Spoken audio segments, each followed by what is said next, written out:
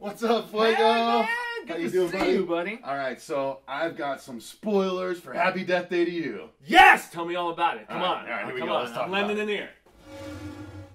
What's up, Hey, Fuego? buddy. How How's you it doing, going? man? Good to see you. Man, you too. Here, check it out. I've got some mad Happy Death Day to You spoilers for you.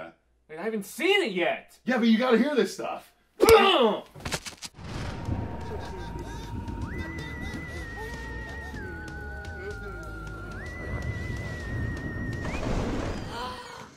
What's up, everyone? Welcome back to the horror show. I'm Cecil Laird. Which iteration of the horror show is this? Oh, Laird? isn't that the question, Fuego? Indeed, I'm Jaime and Fuego. We are here to do a spoilerific discussion of Happy Death Day to You.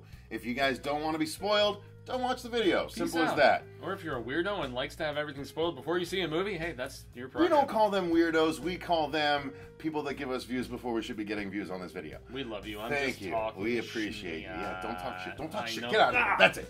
He's Take it gonna back. punch me Take it now. back. He's gonna punch me now. So, guys, we are here to talk all spoilery about this movie, and we did a regular review. If you don't want to know what happens, then click over to that. I will put a link to it at the end of this video. Maybe I'll drop it in the description box if I remember. Marsha's gone back to her respective... Marsha has whatever. left. Yeah, this was already a late night for her, so... here it is at 10:30 almost, and Fuego and I are finally ready to talk about spoilers about this movie. So what we normally do now when we do our spoiler reviews, just kind of go chronologically. You like walk through the movie. Yeah, I mean, that's pretty much the easiest way to do it. So, yes, let's talk about this. So, fair warning, you've been warned, here we go. The movie starts off right where the last one left off, which is Tree has defeated both the serial killer and her roommate, who was the one behind it.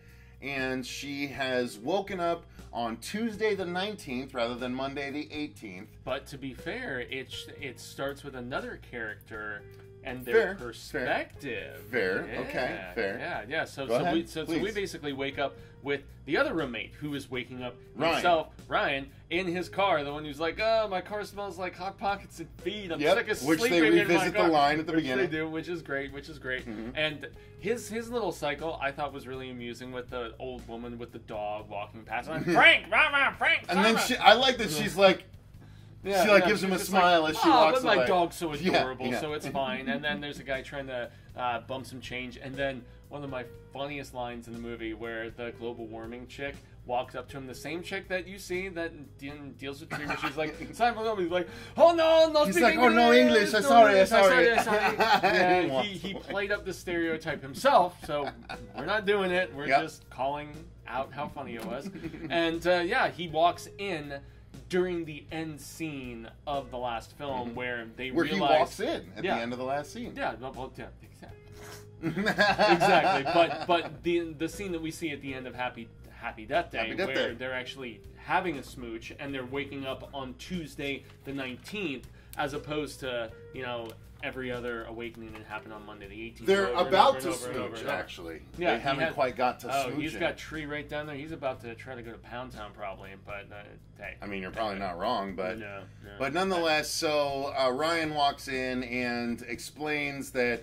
I've got this. Something really weird's going on, bro. Well, no, he doesn't. Out. Not yet. Yeah. Go ahead. He's kicked out, yeah. And then go ahead. Continue, Fuego. You're better chronological than I am.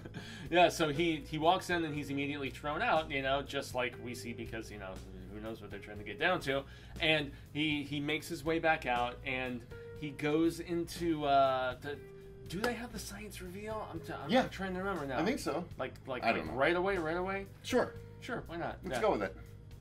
Anyway, I think they do. So he doesn't go. Because remember, he goes into the room later on, and that's when he dies the first time. And that's where we get the initial reveal. Is so we find out that Charles Chuck. God, what the hell was the name of the love interest?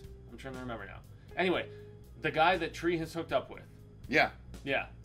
I don't remember. I can't either. Anyway, I don't remember his name.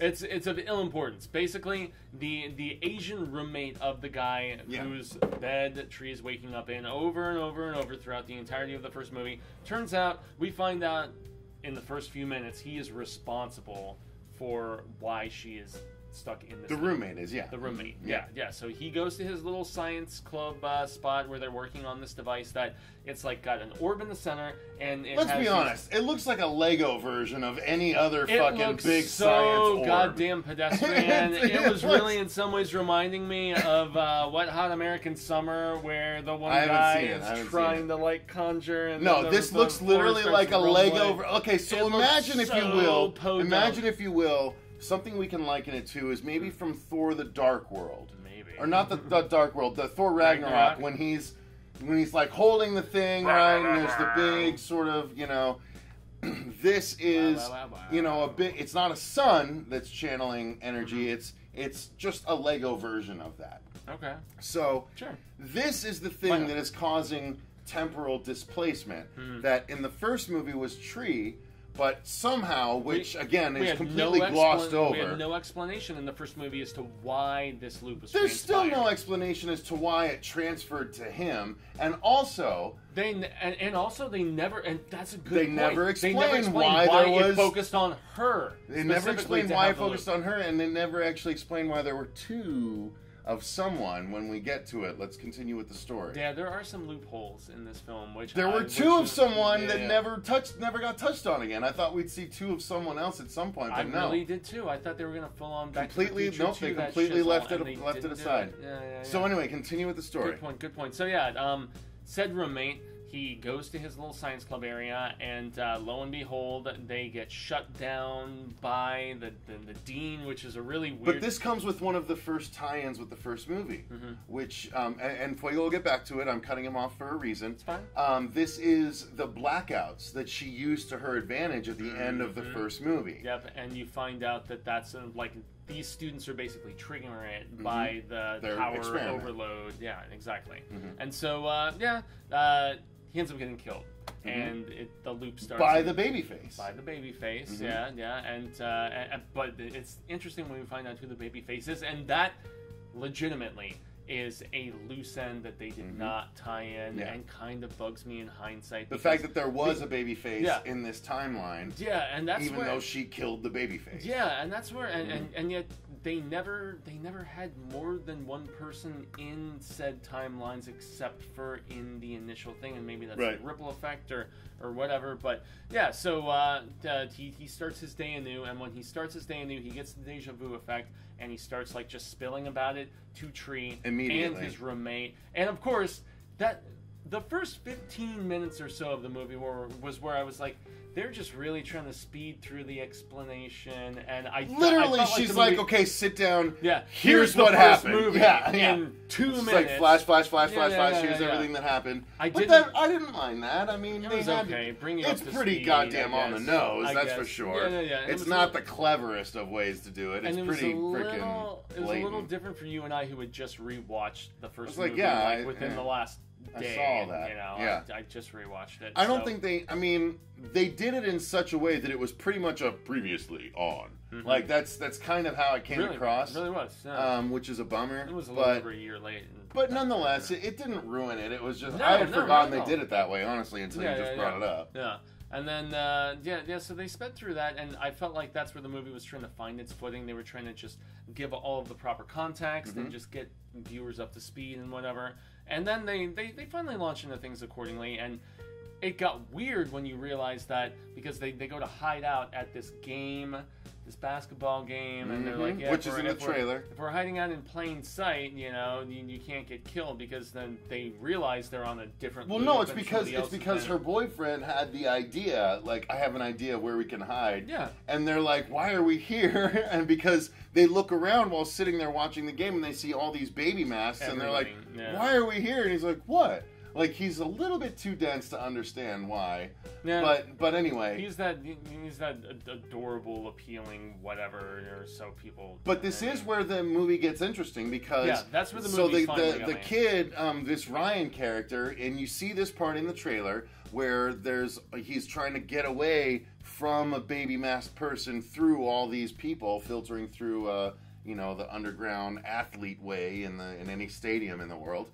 And basically, he gets chased by the baby mask person into a room and is about to kill him when he gets clocked over the head by our girl, right? And Tree and the boyfriend, or the boyfriend in this universe. Is it Carter?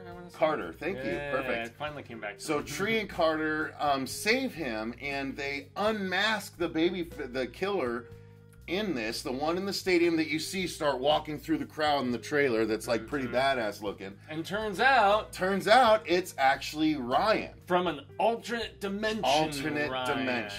This is officially what, Fuego? It is we're going in the multiverse movie. Yes, man, yeah. This is a multiverse movie, guys. That is how they explain everything. And let me tell you why. And you know how much I wanted to go into this in a non-spoiler review. I know, and but Cecil was like, "No, dude, it's not been confirmed in the promotional material. Nope. It was hinted at. Right. You know, he hinted that this was the director and writer. That's not promotional material. That's them talking about it, though. Well, that's not like him going on the press like tours. But that's not commercial and stuff. That's a big difference. Yeah, I guess it's like the equivalent of the those of us that pay attention directors like trying to give explanation and whatnot. But it's not. It's not been visually explained on screen. So you're right about that.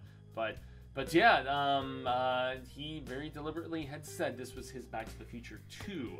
And in Back to the Future 2, which is my favorite of the series... When he returns to 1985, it's an alternate version of 1985. It's an alternate version of 85, and then in turn, when he goes back to 55, he sees his own self in 55 because he had already set that plane. And, I mean, basically, if you think of where Doc Brown in the Dark 85 is like, and there's this divergent timeline, Marty, and there's this divergent timeline. It's that kind of thing, yeah. And that's really... And so Tree gets launched into this alternate reality. And that's where the interesting things come in. The drama really takes place because I almost wanted to look at you when it was about to happen, and I was just like, because you started reacting before. I was like, why is he reacting? Because as soon as she got to the felt what was going to happen. I didn't, and not only, but they gave the cue because there were 3 seats at the table this time instead of water. Yeah. So what he's talking about is this. Spoilers. This is the epitome of the spoilers. This is great. So Tree gets launched into this other reality, and things are just slightly different. Yeah, like right? Carter and she finds out pretty quick. The... No, hang on. But before we get there, she wakes up again when she resets to her day after all this happens with Ryan. It resets to her day again from the first movie. Yeah, because the whole machine explodes. It kind of explodes basically. in front of them. She's displaced in a different timeline, and it resets. Well, yeah, but we don't know that right away. So she wakes up on her day. We still think it's her day, and so we get all the way to the point where she gets home to the sorority house, and she's actually dragged Ryan and.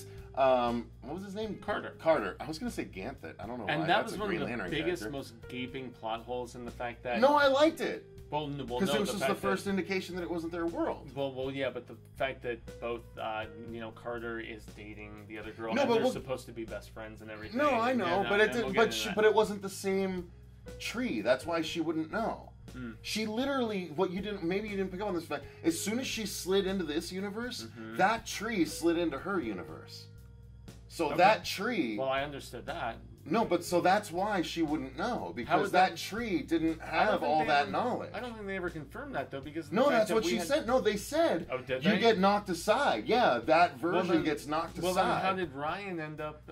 How did 2 Ryans end up in the same universe, then? That's the thing that was never explained. Yeah. That's the thing that was never explained. So before the thing explodes... It turns out that the baby mask was Ryan, right? I don't even know if we actually got around to actually saying, but it was Ryan himself. So there were 2 Ryans. Yeah, I thought we said it. I don't know if we fully got into it, but yeah. So they blow up the machine after that point, trying to reset everything. We end up in this different. And we end up in this different timeline, and so.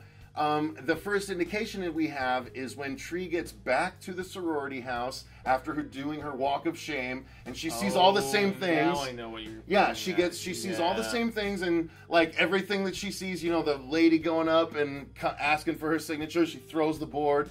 She sees the people in the sprinklers, and she's like, "Same day!" She's freaking out. She knows everything that's going, and she's like, "How the fuck did I get back into this?" But then, and so she gets to the sorority house, and when she's walking up the stairs, she pauses, waiting for look at this bitch, or whatever it was, the Who line. was it? Yeah. That whole Danielle exchange doesn't happen with Danielle. And she's like, well, that's weird. And so that's the first indication that we get that something is different. Yeah. And then it turns out when she goes upstairs, she goes immediately upstairs to confront her roommate who tried to kill her in the first one. And she's like, where is it? Where's the cupcake? And she's like, what cupcake? What are you talking about? Blah, blah, blah. And like, so everything is different. And eventually Tree finds out that this is a different dimension, a different universe. This is the multiverse situation where her roommate did not try and kill her. Where she is not the one having the affair with the teacher. Like, all of this stuff happens, and that is what I actually think is part of what's brilliant about this movie. Yeah, it's how it resets the whole movie, where even though you know what happened in the first one, you don't know the relationships and how they occur in the second one. And that's I thought that was really smart. And that's the same reason why I like reimagining of properties and stuff like that. Not to, harp on the whole Pet Sematary thing again, but sometimes it's fun to not know what is transpiring in a film, and in this case, that was definitely there. The biggest reveal, though, I mean, please go ahead. Aside from the fact that you realize she's still getting called by the dad, just like in the first movie. Yep, and she's going to her birthday lunch, which she avoids so dishearteningly because of the fact that she had the same birthday as her mother, and she did not. It's just a very tough day to celebrate, when her mom has passed on. And I swear, even before I saw the table, when she was going to dinner, didn't catch it. It hit me. The filmmakers got me the exact way they wanted to get me. Oh, it clicked in my head, and yet I was like, are they really going to do it? Because that's going to add such a level and it totally of drama and rise this movie to another level, honestly. Because of the fact what that happened? They could have continued with the fluffy whateverness of the first film, which I really loved. It was fun. But the reveal of this alternate timeline, having her mother still alive. She shows up at the lunch and sits down with her father, and he's like, oh, she'll be here in a second. And she's like, what? And she looks over. We're still waiting. Yeah, we have a third we're still waiting on. He tells the waiter, thank you. And she looks over, and it's revealed that her mother is still alive in this timeline. And Tree, her eyes go red and glassy immediately. And then when she hugs and her she mom, runs over, and it's like, Mom! And she gives her a huge hug. And anyone that has ever lost a parent in their life I immediately, tears started coming out of my eyes immediately, because I was like, oh my God, if I suddenly woke up one day and my dad was there again, like, dude, I just lost it. And I was like, holy shit. And she sold it so well. Because she backed up, looked at her mom again, and she's like, and then hugged again. It's just so good to see you, because her mom's confused, and she hugs her again, and like, just the pain and the relief and the years having lost her. Even and like, thinking about it is like getting me. Dude, I'm glassy again, because Tree I'm telling you, this actress, Jessica Roth, right? Yeah, I don't want to say, I keep wanting to say Rolf for some reason, but Jessica Roth, so amazing. She sold the shit out of this. And not only that, but that is the crux, because now they introduce something where Tree has to decide, because the other thing that's revealed, because she's trying to get back to her timeline. She wants to get back to her timeline, but the other thing that's revealed is that the boyfriend, Carter, is not actually with her. He's actually with Danielle, the vapid, but not so vapid in this reality, sorority sister. Although we find out she's using him. She is still. And she's using him and cheating on him. Yeah, right. So, spoilers. She's using him and cheating on him, we find out later on. Which we find out way later on. But it turns out we are led to this believe is that why she's a better person. And then so in this reality, Carter is with Danielle, so he's not with Tree. So Tree is in this reality where her mother is alive, but she's not with Carter, who she fell in love with legitimately, which I believed in the first movie. Yeah, I did too. And so that actually plays... maybe less on his side of things, because of the fact that he's only experienced so goofy and everything, but nonetheless... she's experienced day after day. Well, he fell for her the night before, clearly. In both movies, I think he fell for her the night before. Well, he showed the and whole he helped her home and all that stuff. aspect. But nonetheless, this added a level of drama, because the rest of the movie was Tree trying to decide: do I want to go back to my reality, or do I want to stay here where my mom is still around? It was legit the most compelling. I could not believe the depth. It was the most compelling storytelling aspect of this film. It was what, I mean, I had so much fun with the first movie, but I felt a lot more in this movie, which is where, I mean, I agree. Yeah, that was the one thing that I did. It didn't land as well in certain spots with the comedy, with the horror, and whatever else. But this movie was so much deeper, I thought. You know, and that maybe came from a different writer. You know, it had a different vibe. It wasn't good. There was a paper thin aspect to the previous one. You know, a little bit, but it served its purpose. It did. This needed to get deeper to maintain or increase interest in Marsha Parker's case. Yeah, she did not like the shadow or the shallow puddle deepness of the first one. Which she really liked what happened in this one. Yeah, and I would dare to say that dramatic aspect probably like enthralled Marsha as well as the comedy. I think so too. Yeah. I mean, that's that's why I'm saying there was. I would hope the more you think about this film, the more I'm liking it more. Yeah, I am liking it more. Yeah, I really like. I'm gonna get the Blu-ray maybe on a Black Friday like I did the first one, but yeah. So that's the thing. This one, even though it was a sequel that was redoing something that was done in the first movie over and over again, and they were able to change it, and it was still able to surprise you. But again, it's completely over the top. It's like silly. There's time conveniences. There's almost like the old school, like literally the principal is a bad guy that they're trying to beat in a Ferris Bueller-ish kind of timing way. And those scenes, I was like, after they made so much progress with the dramatic elements that in the regressed second act, a little bit. And then in the third act where it got goofy as fuck, I was just like, okay, you've really kind of just sold off all of the credibility you worked so hard to earn. But you know, it's of the nature of the film. It took itself seriously for a time, and then it still showed that it could have that. I don't know. Even though it was an hour and a half, it still felt like the movie should have ended before they introduced the whole heist thing where they had to steal the machine back and everything. I completely agree. Right? I felt like that was where the film lost itself. I agree. I agree. Really felt like there was so much of an emotional resonance. Because the president really the principal breaks in after we finally wrapped everything up and Tree is about to go back to her world and everything is fine. She has decided to focus on the future as opposed to looking back on the past, and I honestly love the fact she said her goodbyes. Like, we had all the emotional fulfillment, and then the movie just extends itself by like 20 more minutes. We had some great elements, though, which helped in the deliberating process, though, where when she's driving around with the mother and the father after the meal, and she's like, yeah, let's go get that cinnamon roll, blah, blah, blah. And she immediately realized she's going through her phone and looking at all the photos. She's like, that's not me. She's like, these are memories that I don't have with a mother. That's what I'm saying. That's the Tree that was displaced into the other reality. Yeah, obviously. Those are her memories. Yeah. And yet, it was that paradigm being proposed that I found so fascinating and so interesting, and you really felt her plight. It's like, you know, hold on to something that's not really as genuine and not really yours, because it's technically not your mother. No, it's technically not. No. So, but it was, you know, it was really nice for her to visit, but that's the thing.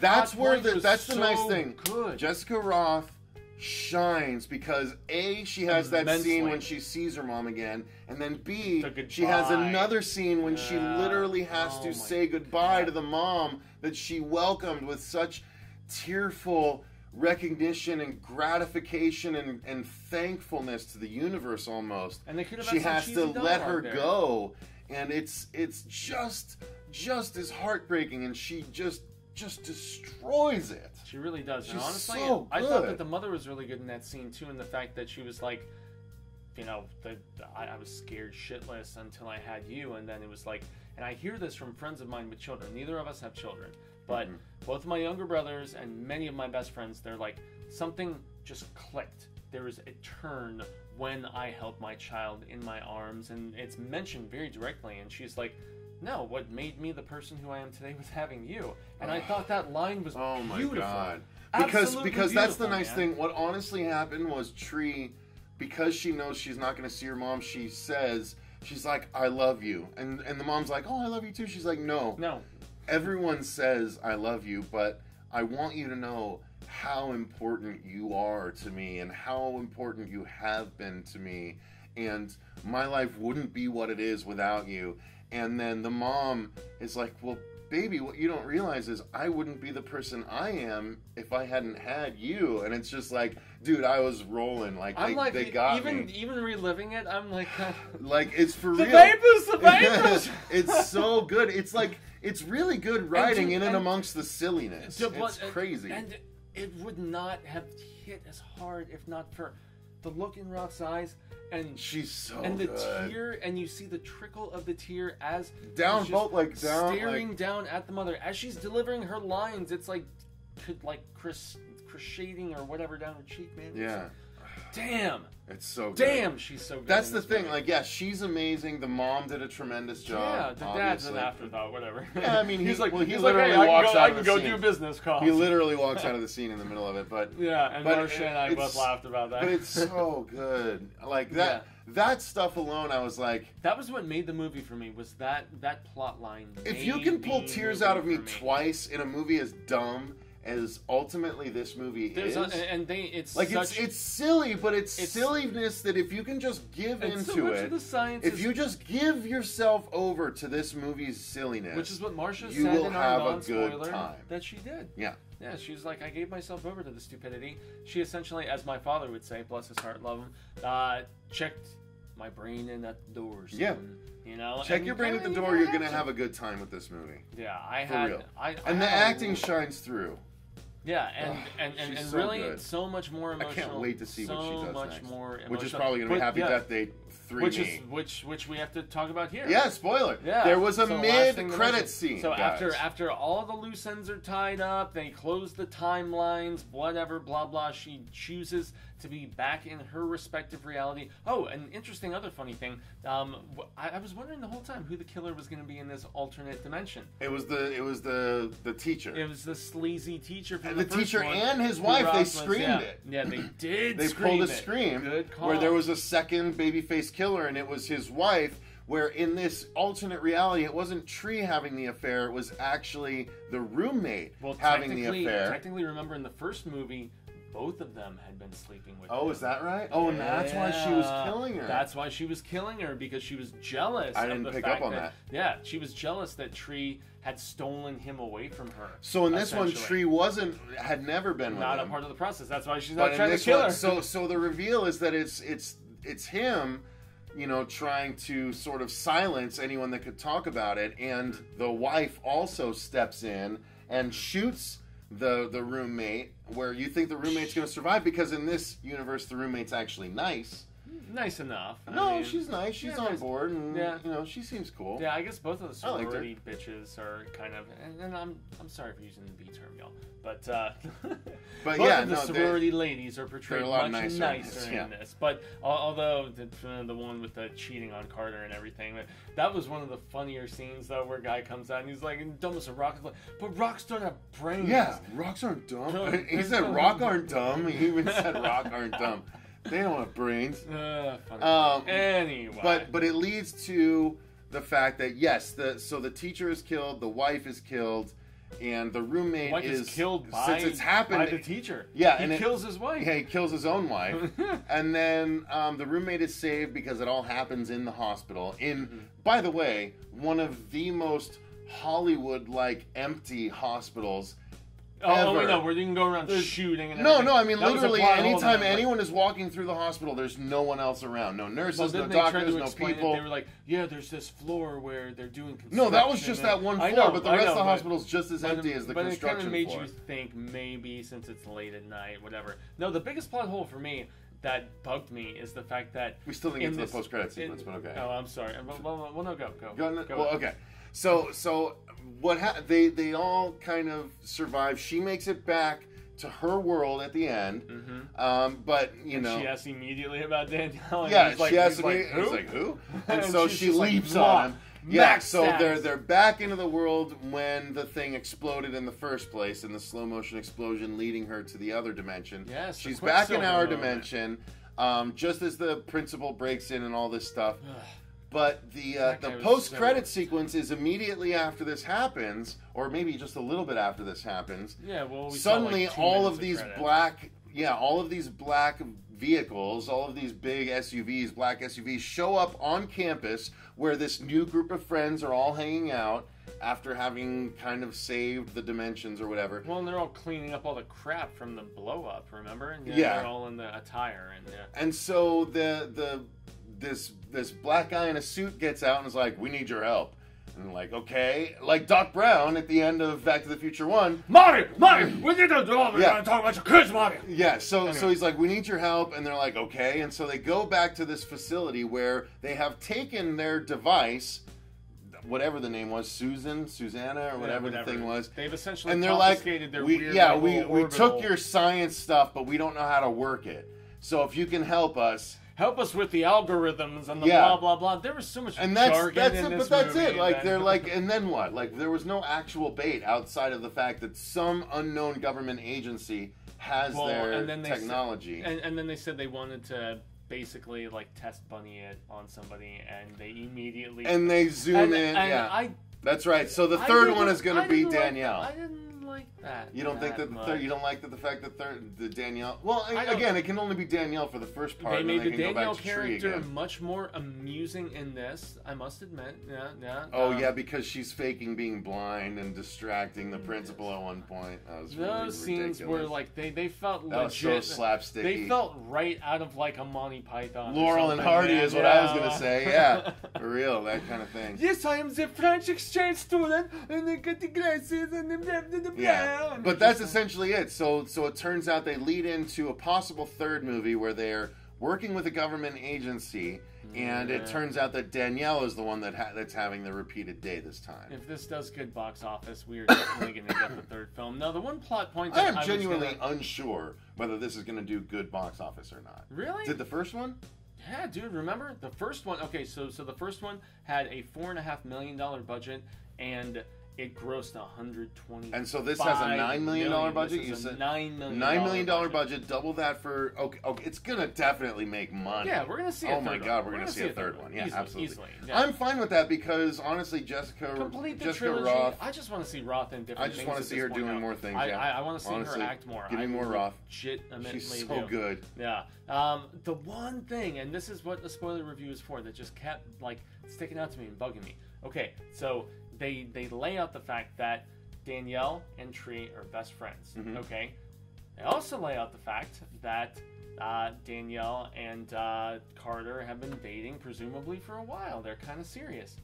They have no idea who. I know, but that's what I'm saying. When she shifted into this universe, that still doesn't she shifted that tree out of the universe, but so she doesn't have the knowledge of that tree. Did that tree? But no, Carter, that tree knew. But that tree knew that. No, but remember, Carter was like, "Hi, I'm Carter." Blah blah blah. That tree knew that Danielle was with someone, just didn't know it was Carter. She didn't know that. Carter had no idea who Tree was. Yeah, well, Tree didn't know who Carter was because Tree was only friends with Danielle. But but that didn't mean that we don't know necessarily they live in the same house. We don't know that they hung out at the. No, because but think about it. Danielle was only using Carter for help with papers, we found out in this, so she wouldn't bring him around her house and stuff like that in this universe. Okay, I'll give it a pass. Give me the no prize on that one. I'll give it a pass. All right. All right. So no, that was my one plot hole that I think honestly she wouldn't have brought him around. She wouldn't have brought him around the sorority house because she's embarrassed by him because she's ultimately just using him to write her papers. Okay, and now that I think about it, having watched the first film right before. And she's just like, who is this? You know this guy? Blah, blah, blah. And then you find out in the second film, she's dating him, but yet she's like, I need help with this, I need help with that. Right. She was using him for writing the papers and which stuff. we find out, and she's getting boned down by other dude. Exactly. She's still just a bitch, but just, Interesting. Okay. I'm asking it, so. I will give it a pass. Honestly, dude, even as we discussed it here, I like this movie even more. These spoiler discussions end up making us like these movies more for some reason. Well, I liked it a lot afterwards, but I think I like it even more, and I'm really curious where the fuck they can go with this afterwards. I don't know, but I had a lot of fun with this movie. Me too. And it was the emotional depth that really made me impressed beyond what I was expecting. Yeah. It hit me in the feels, as you always say. No, I agree with you. It hit me there, which the last one, they tried, but they glossed over it. It didn't really go for it like this one did. So, I agree. Yeah, I agree. There you are. So there you go, guys. That's going to do it for our spoiler discussion of Happy Death Day to You. If you watch this without having watched the movie, just to see if you wanted to, great. I hope you enjoyed it. If you watch this afterwards, nonetheless, no matter why you watch this, let us know in the comments down below. Whether you're excited to watch the movie, whether you watched the movie, what you thought, give us your spoilerific comments as well. What do you want to see in the third movie? Yeah, what would you want to see in the third one? So let us know all of that in the comments down below. While you're down there, if you feel so inclined, click the link to our Patreon. You can contribute to the show a little bit more directly that way, and also choose movies for us to do commentaries for, do reviews for, things like that. Tell us what to do. We appreciate it. Indeed. If you can't contribute that way, you can always support the channel just by liking this video or subscribing if you haven't yet, clicking that notification bell if you want to make sure you don't miss an episode. But yeah, ultimately, we want to thank you guys for watching. Until next time, I've been Cecil Laird. Gracias. I've been Jaime for you. And remember, stay scared. Go, shorty. It's your birthday. We're gonna party like it's your birthday.